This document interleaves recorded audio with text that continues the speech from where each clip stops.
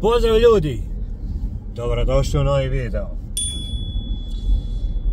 Prvo, hvala vam svima što ste mi pomogli da dođem do 5000 novih i starih pretplatnika. Eto, kad sam počeo da snimam, nisam uopće imao neku viziju kako će to izgledati i da li će to biti ovako ili onako, koliko će ljudi imati. I sad gledam tako iz dana u dan mi se povećava broj ljudi, iz dana u dan ljudi novi komentiraju, lajkaju, stvarno su onako pozitivni komentari, 99% komentara je stvarno pozitivno. Hvala vam iskreno na tome, 5000 puta. Ne znam šta drugo da vam kažem, ja sam evo na putu opet prema svojoj staroj firmi. E sad, za ovaj tu dio, baš za ovaj tu dio me veže me jako ružno sjećanje, jer tu sam za dlaku imao gadnu prometnu nesreću. Evo, da, ovdje što sam prošli sad. Znači, kako sam se izvukao, to samo Bog dragi zna. I mislim da sam možda u jednom videu to ispomenuo, gdje je čovjek prošao u moju traku i direkt ide u mene i ja sam skrenio, i sva sreća da nije bilo kamiona parkiranih, jer tu sa strane tako zna biti parkiranih kamiona.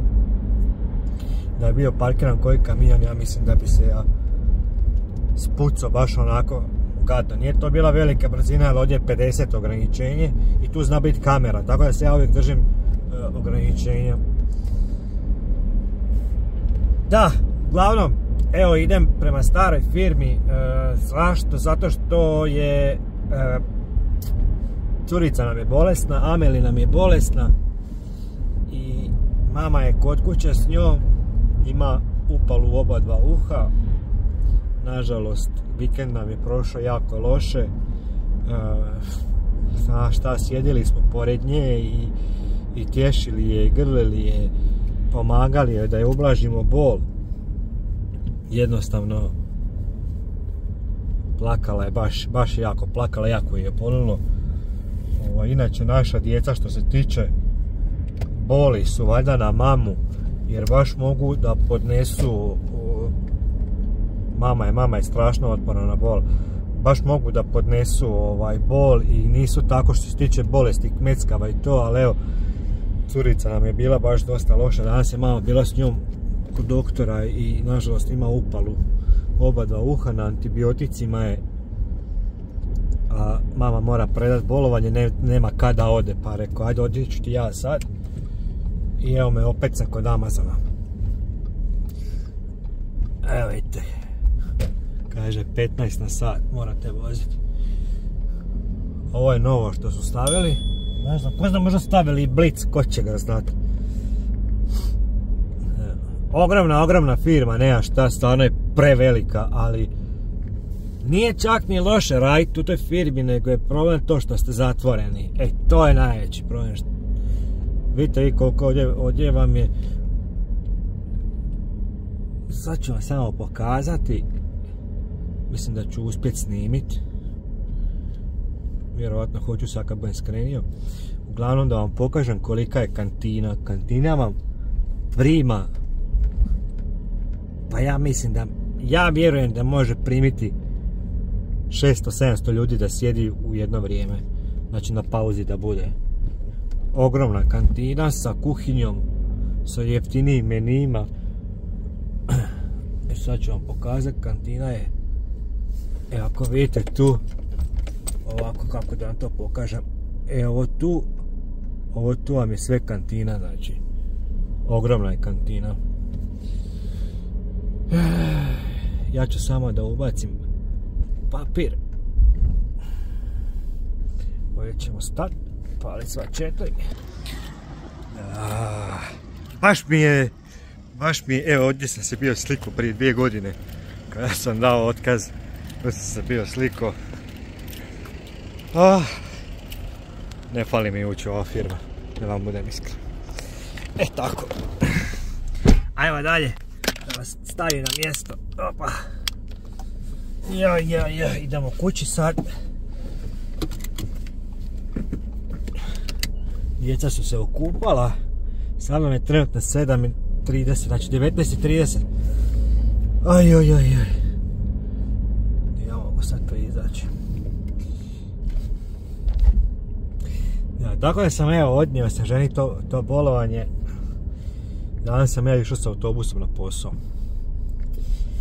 I pitao sam ženu kao, jel ti treba auto? Kaže treba, jer morala ona ići žena neki lijek za zub da primi i odvesti ona sa u vrtić i malo kod doktora. Slušajte sad ovo. Ovo vam je jedan od problema mojih u Njemačkoj. Pazite sad ovo. U čemu je stvar? Ja sam otišao raditi danas. Ines je pakovala djecu u vrtić i malo spremala kod doktora. I normalno, znači, ponedjeljak i normalno je da djeca idu u vrtić. Nema nikakvih... Mi na početku godine dobijemo raspored za vrtić i onda se mjerimo sa vrtićem kada moramo uzeti slobodan dan, jer oni imaju neke svoje sjetnice, imaju te neke pospajane vikende, to većinom imam i ja kao i oni. I onda vam se desi situacija, meni je došao mail iz vrtića, ja ga nisam, bio sam u poslu i nisam ga uopće otvorio. Međutim, dolazi i meni, svima roditeljima dolazi mailovi i dođe e-mail da ako možemo djecu da ne dovodimo danas u vrtić, jer koliko sam skužio nema teta, ne znam koliko je bolesno. I sad vi gledajte, ja i žena smo sami ovdje, nemamo baku, nemamo djetu, nemamo, znači, roditelje, nikog nemamo tu. Imamo prijatelje koji isto rade i koji isto imaju djecu i ne možemo mi njih zamoliti da eto pripaze nam dijete ili nešto. I evo, igrom slučaja, znači curica nam je bolesna. Žena je kod kuće zbog curice i ona sutra ne može ići u vrtić zato što nema teta. Ameli ne može ići u vrtić zato što je bolesna. I sad vi gledajte, da recimo da su mi djeca zdrava, djeca moraju biti kod kuće jer nema ko da ih pazi u vrtiću. Razumijete? A mi smo napravili već cijeli plan zbog vrtića. Znači vrtić nas je zamolio da u smislu ko ne može neka dođu kao u vrtić, ali oni ko roditelji su kod kuće, da djeca najbolje da ostanu jer nema ih ko pazi.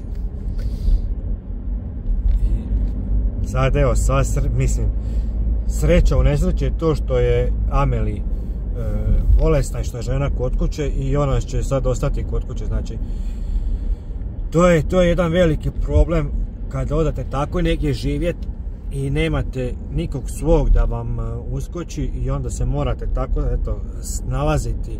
Sad recimo da nešto se desilo, da je previše ljudi bolesno u vrtiću koji ih rade, mi moramo, ne znam, moraš zvati firmu i reći firmi, slušajte, takva situacija.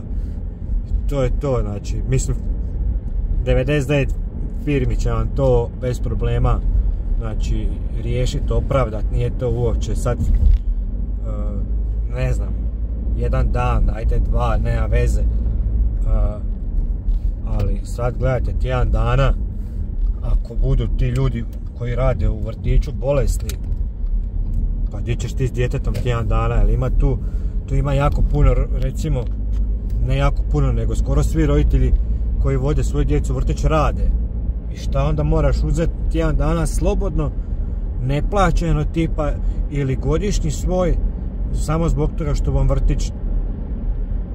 vam vrtić ne radi. To je baš ono zeznuta stvar. Baš zeznuta stvar. Ali snađeš se uvijek nekako, to je... Kad bi to bila najveća muka u životu, ja bi odmah potpisao. Odmah bi potpisao to da... Ako je to najveći problem u životu, može. Jo. Nisam vam pokazao, ne, nije to tu. Prošao sam. Vidite, ovdje imate, gore desno vam je tabla Stadt Pforzheim. A ja sam inače iz Osijeka, kao što znate. A Pforzheim i Osijek su vam dva prijateljska grada. I onda vam na tabli stoji Pforzheim, ispod stoji Osijek i još gradovi koji su prijateljski. I koliko znam, za vrijeme onog rata, da je Osijek slao svoje autobuse i ne znam šta još, mislim da je autobuse i ne znam šta još Osijek je slao vamo na čuvanje i onda su oni kao čuvali i poslije tog što se dešavalo Pforzheim je vratio i još im je ne znam kao nešto i donirao. Mislim čak da ste vidjeli, bio sam na onom brdu jednom i tamo vam je kao neka karta i piše koliko ima do Osijeka. Zanimljivo, ja mislim, da sam ja to i prije da su Osijek i Pforzheim dva kao bratska grada. Vidite sad recimo ima auta. Nije tako gužva, a navečer kada idete sa posla, vjerojatno sve firme navečer, ja kad sam makar radio, ja sam radio do 11 i sve firme vjerovatno završavaju i onda vam bude gužva ovdje kao da je podne u ovom dijelu jer ljudi se vraćaju sa posla. Ovaj sad dio gdje se vozim, to vam je sjeverni dio Pforzheima ili oni koji su živjeli ili bili u Pforzheimu, to je Norrstadt. Meni se osobno ovaj dio ne sviđa. Meni se najviše sviđa ovaj dio gdje sam ja tu kod, to je kao Weststadt ili zapadni dio grada i na samom rubu sam grada. I to mi se baš sviđa. Nema velike gužve i sve mi je onako blizu, tako da imam do grada pješke, imam 10 minuta, 15, eto, lagane neke šetnje.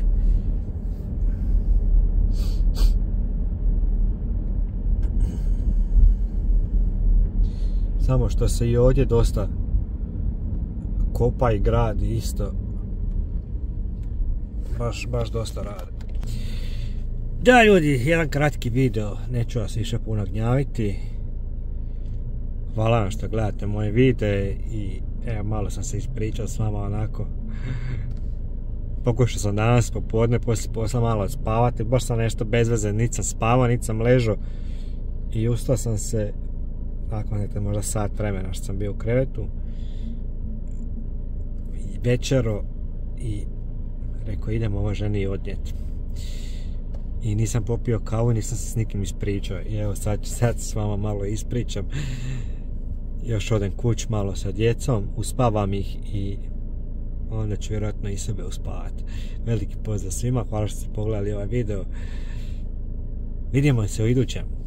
Ćao ljudi.